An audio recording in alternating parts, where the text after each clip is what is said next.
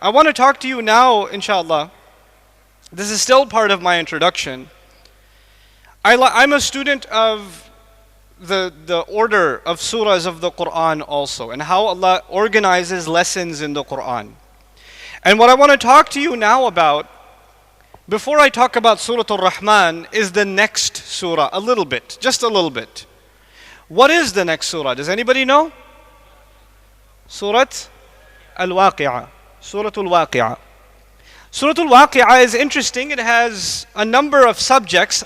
I'm gonna list 5 of them in order. What are the 5 main topics of Surah Al-Waqi'ah? I just want you to pay attention and see if you can remember. If you can remember, I am impressed, because I know it's a lot. 5 is a lot. 3 was easy. This is 5. So, 5 topics of Surah Al-Waqi'ah. The first of them, the first main topic that comes up, Allah calls them as-sabiqun as-sabiqun, ulaika al-muqarrabun fi jannatin na'im. The first and the foremost, the highest ranking people in Jannah. Allah talks about them first. That's the first main topic of Surah Al-Waqi'ah. Okay. The second topic of Surah Al-Waqi'ah, the main topic, is Ashabul Yameen, the people of the right hand. Now, people of the right hand are also people of Jannah, yes? But Allah first talks about as-sabiqun, meaning the premium package, the higher level, the best people. Then He talks about everybody else who also made it on board. So there's first class and there's economy class Jannah also, but it's mentioned. So 2 classes of people. But they're both good. They're both making it. They're both saved. Okay. The third section is Ashabul Shimal. Ma Ashabul Shimal. The people of the left hand. The people of the left hand are safe or in danger? They're in danger. So we've got 2 groups of people that are safe. As-sabiqun as-sabiqun, the first and the foremost. Then Ashabul Yameen, people of the right hand. Then Ashabul Shimal, people of the left hand. How many subjects did I say the surah has? It has 5 main topics, and there's an introductory passage and there's a concluding passage, but 5 in the middle. I'm talking about the 5 in the middle.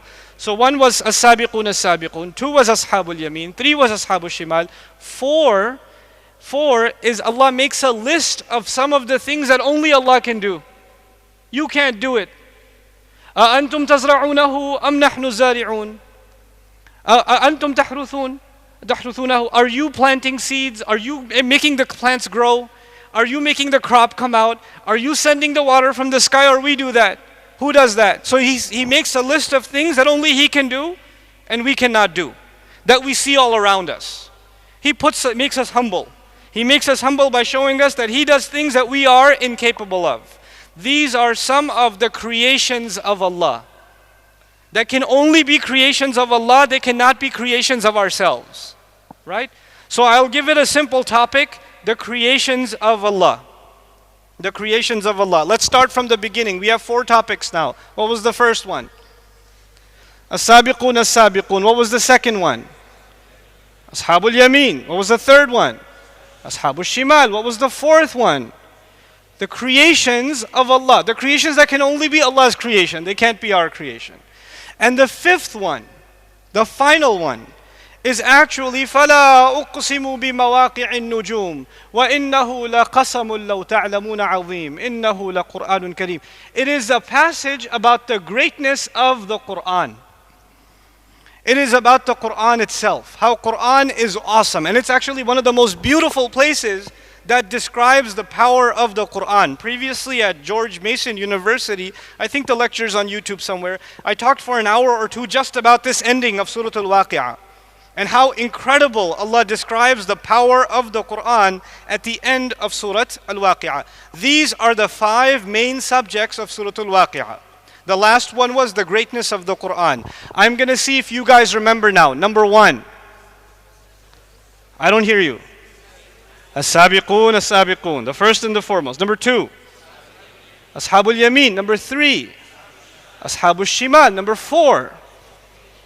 The creations of Allah. And number 5, the greatness of the Qur'an. But I'm not talking to you today about Surah Al-Waqi'ah. I came to talk to you about Surah Al-Rahman. Surah Al-Rahman also has 5 subjects. 5 subjects. Subject number 1, the greatness of the Quran. What was subject number 5 in Surah Al-Waqi'ah? The greatness of the Quran. Subject number 1 in Surah Al-Rahman is Ar-Rahmanu Allama al-Quran. That's the greatness of the Quran being talked about. Okay. Subject number 2 in Surah Al-Rahman is Allah's creations. Ash-shamsu wal-qamaru bihusban, wal-najmu wal-shajaru yasjudan, was-sama'a rafa'aha wa wada'a al-mizan. Oh my God, and it goes on. That's subject number 2. The last subject of Surah Al-Waqi'ah was the greatness of the Quran. The first subject of Surah Al-Rahman is the greatness of the Quran. The second last subject, backwards, subject number 4 of Surah Al-Waqi'ah was what? Creations of Allah. And the second subject of Surah Al-Rahman is creations of Allah. The third subject of Surah Al-Rahman is Judgment Day, criminals that will end up in the hellfire. That's subject number 3. What was subject number 3 backwards in Surah Al-Waqi'ah? Ashabu Shimal. Same people? Then subject number 4, Allah says, وَلِمَنْ خَافَ مَقَامَ رَبِّهِ جَنَّتَانِ. Allah gives 2 jannahs to people who feared Him, and He starts describing a jannah. And a little bit later He says, وَمِن دُونِهِمَا جَنَّتَانِ. And above and beyond that, there's even a better jannah I got for you. There's 2 more jannahs. So He talks about jannah 2 times. One time a beautiful jannah, and then He says, I got even a better jannah for you. So you could say jannah regular and jannah deluxe package. 4 and 5, Jannah and better Jannah. What was subject number 1 and 2? As-sabiqun, as-sabiqun, ashabul yameen. The best of the best get the best Jannah. Subject number 1 and subject number 5. Subhanallah. This is how Allah teaches lessons. Those of you that are teachers in the audience, sometimes when you teach a lesson and it's got 5 parts, a chapter has 5 lessons. When you review it, what do? Sometimes a good way to review a lesson is go in reverse. 5, 4, 3, 2, 1. And this technique is something Allah Himself teaches us in the Quran. This is one of the things I'm a student of. I like to study how ayat are organized in the Quran, how Allah constructs arguments in the Quran, how He makes us learn lessons that we won't forget. And it's hard to forget after this. If you can remember the 5 lessons of Surah Al-Rahman, you will already look for the 5 lessons repeated again in reverse order, in perfection, in Surah Al-Waqi'ah. This is still, again, introduction. We haven't started the surah yet.